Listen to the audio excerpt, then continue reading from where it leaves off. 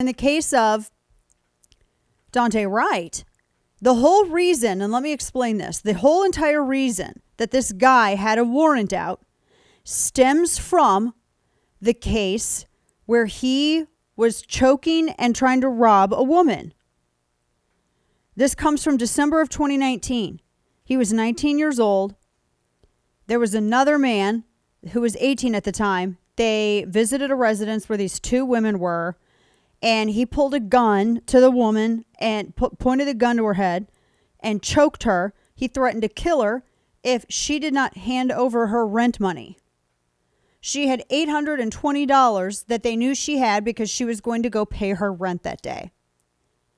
And they held her up at gunpoint, and he started choking her. So the reason that they had a warrant out in the first place, or that he was in trouble, was because of this instance. Now, it's not done. So after this, because the victim was able to get loose, and she went to police, he was arrested. His bail was set at $100,000. He was not allowed to contact the victim. He had to refrain from drugs and alcohol. He could not possess any weapons. A bond bailsman paid for like $40,000. The Daily Mail reported on this. A couple of other places did too. IBT. They all saw the charging statements, the arrest records. They all saw everything. All the documents are out there. You can go see PDFs of all this stuff, by the way. But here's the thing. So he got out on bail, but his bail was revoked.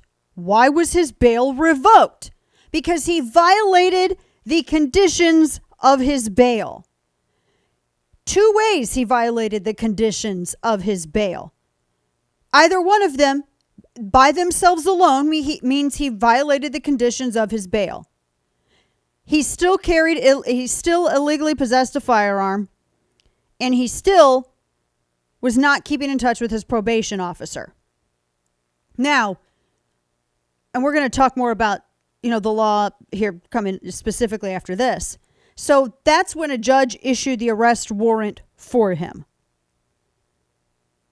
And that's what came up when cops pulled him over for expired tags and ran his info.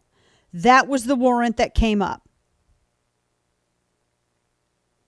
And I say this because I got some of these dumbasses out here who say things like, well, the warrant that he was taken into custody for was just by itself having an illegal firearm. Well, the term illegal firearm is stupid. So don't sit here and pose to me like you're some big defender of the Second Amendment when you use phrases like illegal firearm. Sit down, poser. I have zero tolerance for this stuff. This actually does make me cranky. I'm not going to lie. The whole reason that he had a warrant in the first place was from the robbery. So that is exactly why he was detained after they ran his info to check his tags. Anybody going to talk about the woman, the victim? This is just like Jacob Blake. Why did police come out to the Jacob Blake case? What was the basis for their engagement with Blake? The woman that had a restraining order against him called 911 because he was violating the terms of the restraining order because he beat her. Regularly, apparently. Where's all this believe all women BS? Where are all these people, all these leftists who sit here and go, oh yeah, we value women? Like hell you do. Look at all these patriarchal progressives. My gosh, they'll steamroll right over a female victim to defend the male abuser.